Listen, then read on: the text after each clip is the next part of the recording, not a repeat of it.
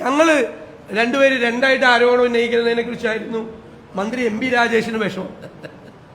അത് പണ്ടും അങ്ങനെ തന്നെയാണ്. അദ്ദേഹം പ്രതിപക്ഷ നേതാവായിരുന്ന സമയത്ത് അദ്ദേഹം സ്പ്രിംഗ്ലർ ആരോപണം ഉന്നയിച്ചപ്പോൾ രണ്ടാമത് പത്രസമ്മേളനം നടത്തിയത് ഞാനാണ്. എല്ലാ ആരോപണവും ഈ ബ്രൂവറിയുടെ ആരോപണം അന്ന് അദ്ദേഹം പത്രസമ്മേളനം നടത്തി. ആദ്യം പറഞ്ഞപ്പോൾ ഞാനാണ് പറഞ്ഞത്, രണ്ടാമത് നടത്തിയത് ഞങ്ങളെല്ലാം. ഇതാണ് അതുകൊണ്ട് കൂടി ഞങ്ങൾ ഇന്ന് ഒരുമിച്ച് ഇങ്ങ് വന്നത്. ആ വിഷമം മന്ത്രിയുടെ മാറിക്കോട്ടെ. പിന്നെ മന്ത്രി ഇന്നലെ പറഞ്ഞെന്താ? ഇന്നലെ പറഞ്ഞത് കണ്ടില്ലേ, ഇന്ന് നിയമസഭ തുടങ്ങി, ഈ ആരോപണം ഉന്നയിച്ചില്ല, അടിയന്തര പ്രമേയം കൊണ്ടുവന്നില്ല. ഇന്നലെ എന്താ കാര്യം?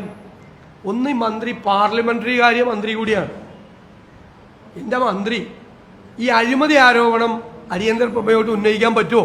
ആ റൂൾസ് ആൻഡ് പ്രൊസീജിയർ ഒന്ന് മറച്ചു നോക്ക്.